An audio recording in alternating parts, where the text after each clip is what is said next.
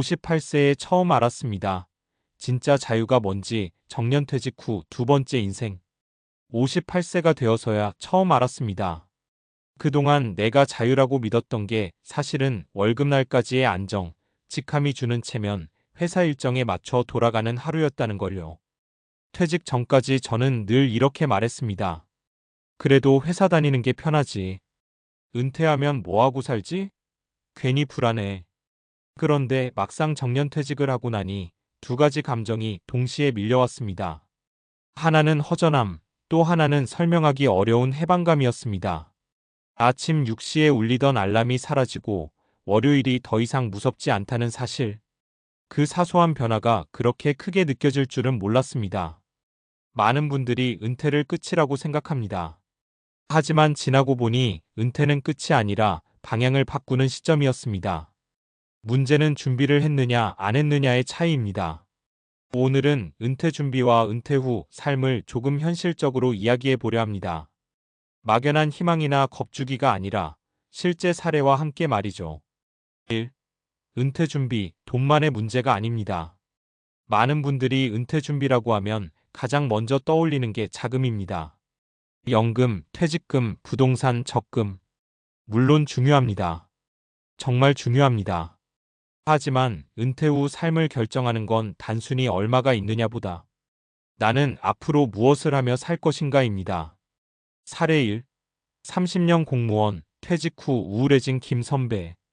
김 선배는 30년 동안 공무원으로 근무했습니다. 퇴직금과 연금도 안정적이었습니다. 경제적으로는 크게 걱정할 상황이 아니었죠. 그런데 문제는 다른 데 있었습니다. 퇴직 후 3개월이 지나자 하루가 너무 길어졌습니다. 아침에 일어나도 갈 곳이 없고 전화도 줄어들고 부장님이라고 부르던 사람들도 사라졌습니다. 결국 그는 말했습니다. 돈은 있는데 내가 쓸모없는 사람이 된 것 같아. 이 사례가 말해주는 건 분명합니다. 은퇴 준비는 단순히 통장 잔고가 아니라 역할과 관계의 준비라는 것입니다. 두 번째 인생은 축소가 아니라 재설계입니다. 많은 분들이 은퇴 후 삶을 규모를 줄이는 삶이라고 생각합니다. 하지만 오히려 저는 이렇게 말하고 싶습니다.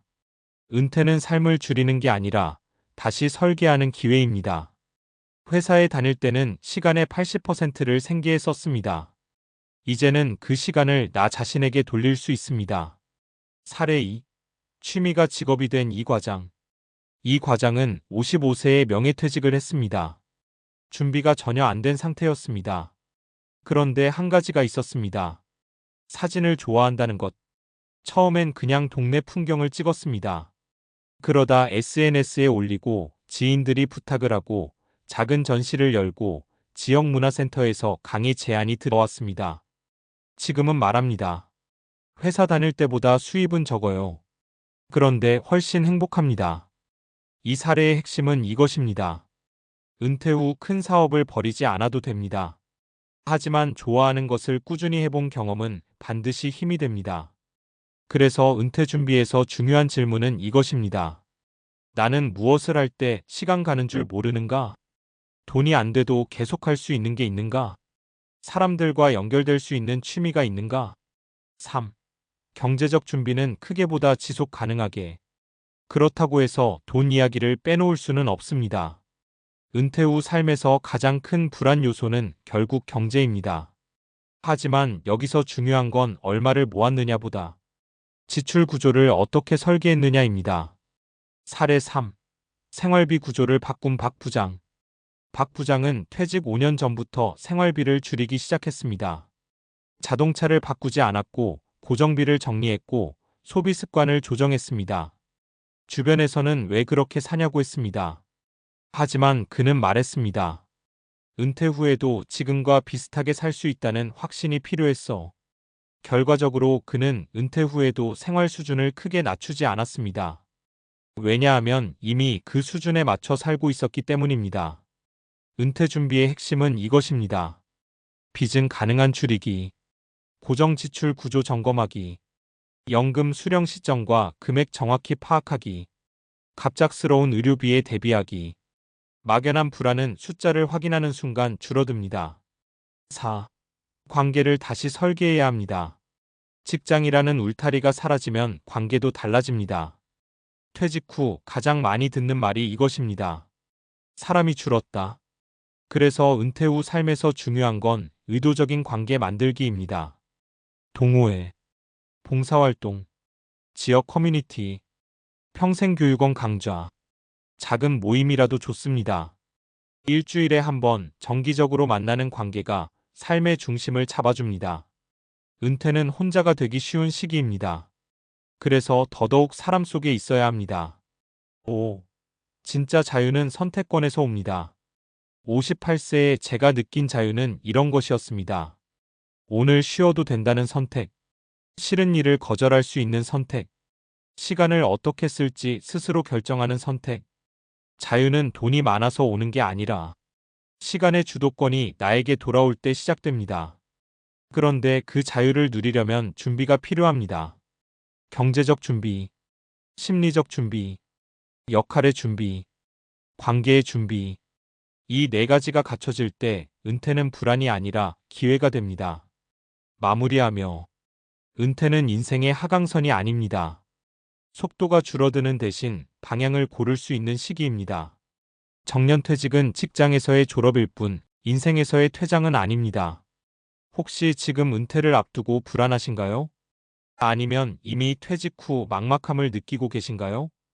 괜찮습니다. 늦지 않았습니다. 두 번째 인생은 준비된 사람만 시작하는 게 아닙니다. 시작한 사람이 준비하게 됩니다. 58세에 처음 알았습니다. 진짜 자유는 멀리 있는 게 아니라 내 시간을 내가 결정하는 그 순간부터 시작된다는 것을. 그리고 그 자유는 오늘, 지금부터 천천히 준비할 수 있습니다. 앞에서 우리가 자유는 시간의 주도권이라고 이야기했죠.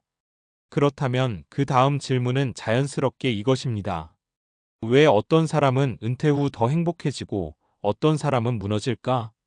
이건 단순히 성격 차이의 문제가 아닙니다. 심리학과 뇌과학에서는 꽤 분명한 설명을 내놓고 있습니다. 6. 인간은 일이 아니라 의미로 살아갑니다. 미국 심리학자 에드워드 대시와 리처드 라이언의 자기결정이론 셀프-디터머네이션 시리에 따르면 인간이 지속적으로 행복을 느끼기 위해서는 세 가지 심리적 욕구가 충족되어야 합니다. 자율성 오타너미, 내가 선택한다는 감각, 유능감 컴퍼틴스, 내가 쓸모있는 존재라는 감각, 관계성 RELATEDNESS, 누군가와 연결되어 있다는 감각. 흥미로운 점은 직장 생활은 이 세 가지를 강제로라도 채워줬다는 겁니다. 출근은 자율성은 낮지만 역할은 분명했습니다. 업무 성과는 유능감을 주었습니다. 동료는 관계를 형성하게 했습니다. 그런데 은퇴와 동시에 이 세 가지가 한꺼번에 사라질 수 있습니다. 그래서 준비되지 않은 은퇴는 단순한 휴식이 아니라 정체성의 공백이 됩니다. 7. 뇌는 목적을 잃으면 빠르게 위축됩니다. 하버드 의대 연구에 따르면 은퇴 후 사회적 인지적 활동이 급격히 줄어든 사람들은 인지 기능 저하 속도가 더 빠르게 나타났습니다. 이건 단순히 심리 문제가 아니라 뇌의 구조 변화와 관련이 있습니다. 목표가 있을 때 전두엽이 활성화됩니다. 새로운 것을 배울 때 해마가 자극됩니다. 사람과 교류할 때 옥시토신과 도파민이 분비됩니다. 그런데 하루 종일 TV만 보거나 활동이 줄어들면 어떻게 될까요? 신경 연결은 사용하지 않는 만큼 약해집니다. 뇌과학에서는 이것을 use it or lose it 원칙이라고 합니다. 쓰지 않으면 줄어든다는 뜻입니다. 은퇴 후 우울감이 찾아오는 이유도 여기에 있습니다. 도파민 분비가 줄어들고 보상 체계가 약해지기 때문입니다. 그러니까 은퇴 후 삶의 핵심은 쉬는 것이 아니라 의미 있는 활동을 유지하는 것입니다. 8. 왜 작은 도전이 중요할까? 많은 분들이 은퇴 후 큰 창업을 고민합니다. 하지만 심리학 연구에 따르면 중장년층에게 가장 긍정적인 영향을 주는 것은 거창한 변화가 아니라 지속 가능한 작은 도전입니다. 악기 배우기, 외국어 공부, 규칙적인 운동, 자원봉사, 글쓰기. 이런 활동은 뇌의 신경가소성을 자극합니다. 신경가소성은 나이가 들어도 뇌가 변화할 수 있다는 능력입니다. 과거에는 나이 들면 뇌는 굳는다고 생각했지만 현대 신경과학은 다르게 말합니다. 70대에도 새로운 신경 연결은 만들어집니다. 단 조건이 있습니다. 계속 자극해야 합니다. 그래서 은퇴 후 가장 위험한 말이 이것입니다. 이 나이에 뭘 배워? 이 말이 뇌를 멈추게 합니다. 9.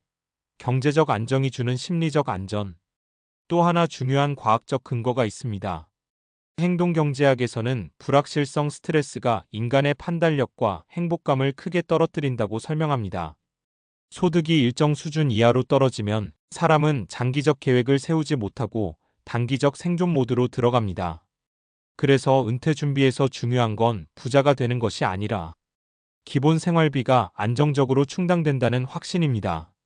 연금 구조를 명확히 알고 월 지출을 현실적으로 계산하고 비상자금을 확보하는 것.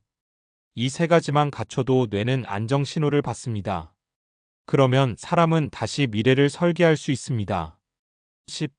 결국 두 번째 인생의 핵심은 이것입니다. 정리해보면 은퇴 후 삶이 안정되기 위한 조건은 네 가지입니다. 경제적 안정 기반, 지속적인 학습과 도전, 사회적 연결 유지, 스스로 선택한다는 감각. 이 네 가지는 우연히 생기지 않습니다. 의도적으로 설계해야 합니다. 그래서 지금 무엇을 해야 할까? 은퇴가 10년 남았든 이미 1년이 지났든 상관없습니다. 지금 당장 할 수 있는 건 이것입니다. 하루 30분 걷기, 한 달에 책 한 권 읽기, 일주일에 한 번 사람 만나기, 연금 명세서 다시 확인하기, 고정비 구조 점검하기. 거창하지 않죠? 하지만 과학적으로 보면 이 작은 행동들이 뇌와 심리를 지탱하는 핵심입니다. 마지막으로 한 가지. 우리는 평생 열심히 사는 법만 배웠습니다. 그런데 은퇴 후에는 의미 있게 사는 법을 배워야 합니다. 일이 사라진 자리에 공백이 생길지 기회가 생길지는 준비와 관점에 달려 있습니다. 58세에 처음 알았습니다. 자유는 시간이 남는 것이 아니라 의미를 선택할 수 있는 상태라는 것을. 그리고 그 의미는 아주 작은 실천에서부터 시작됩니다. 지금 무엇 하나 시작해 보시겠습니까?